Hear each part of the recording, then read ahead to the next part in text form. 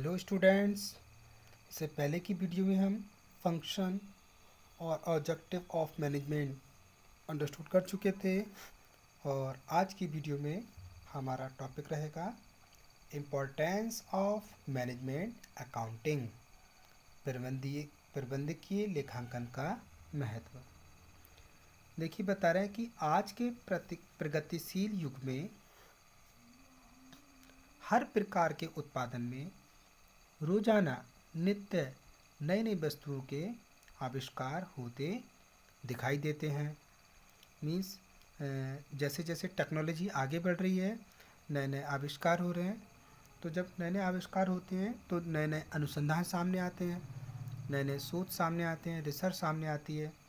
तो देखें हम कि मार्केट जो है पूरी तरह कंपटीशन से भरा हुआ है, मतलब बाज़ार में भारी प्रतियोगिता है।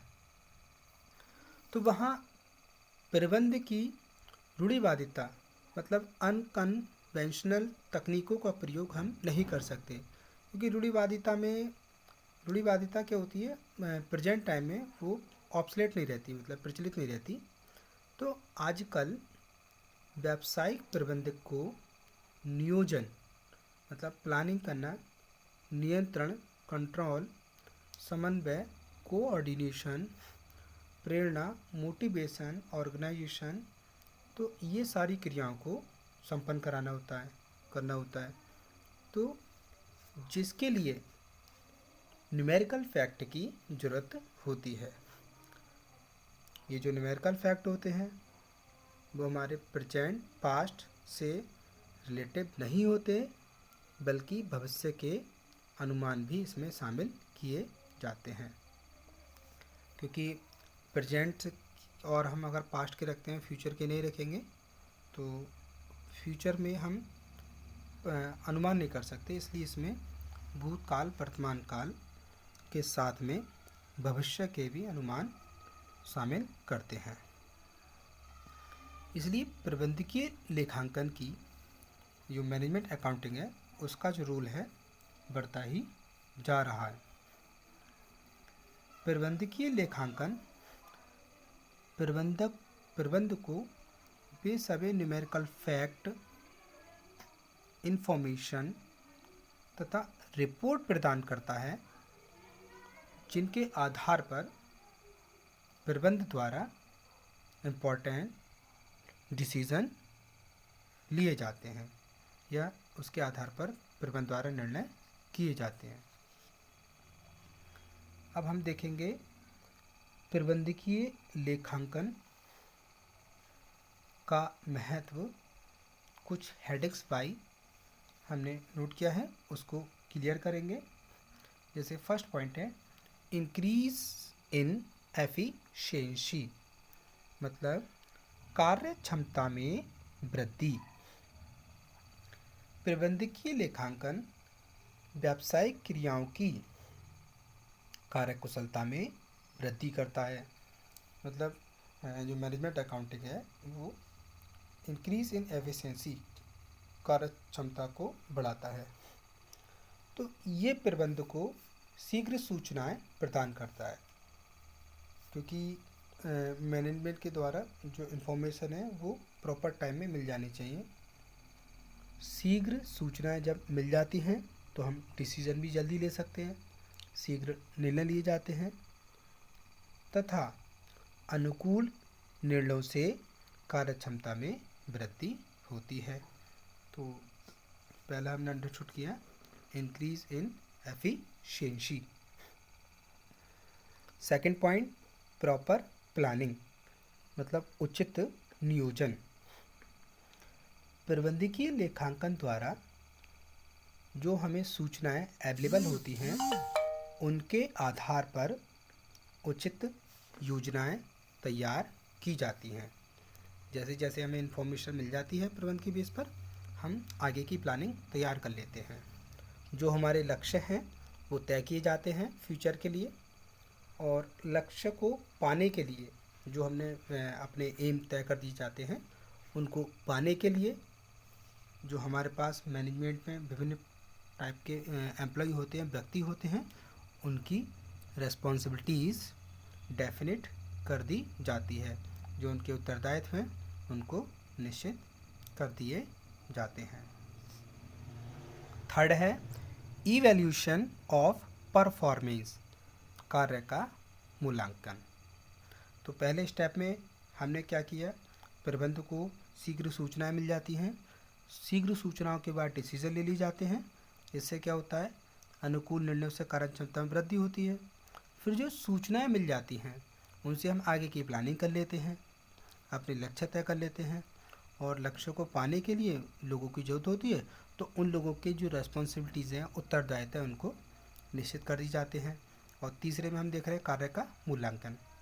देखिए, प्रमाप लागत और बजट अनुमान की वास्तविक संबंधों से तुलना की जाती है।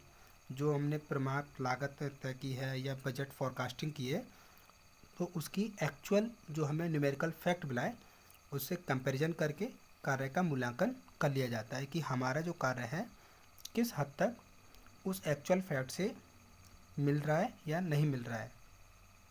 और हम ये भी देखना चाहते हैं कि किस विभाग का कार्य संतोषजनक है और किस विभाग का कार्य संतोषजनक नहीं है।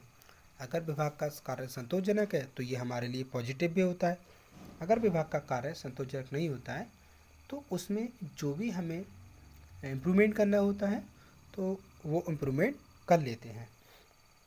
Next point, effective management control means प्रभावशाली प्रबंधकीय नियंत्रण।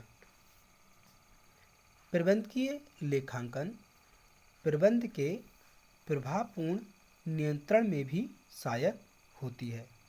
मतलब जो इफेक्टिव मैनेजमेंट कंट्रोल में भी सहायक होती है।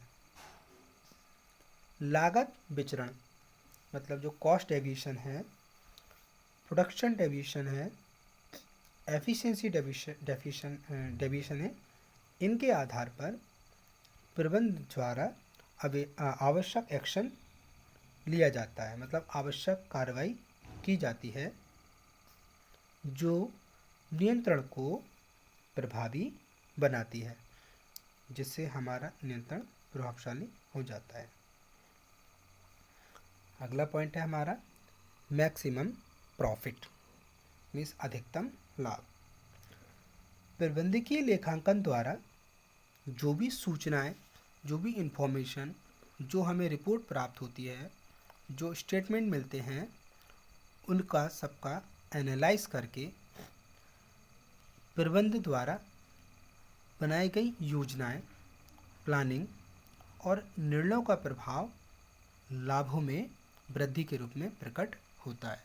क्योंकि प्रबंध की लेखांकन जो भी हमें इंफॉर्मेशन, रिपोर्ट, स्टेटमेंट या जो भी हमने एनालाइज किया है, उसके आधार पर जो हमने प्लानिंग की है या जो भी डिसीजन लिया है, तो वो हमारे लाभों को मैक्सिमाइज करता है।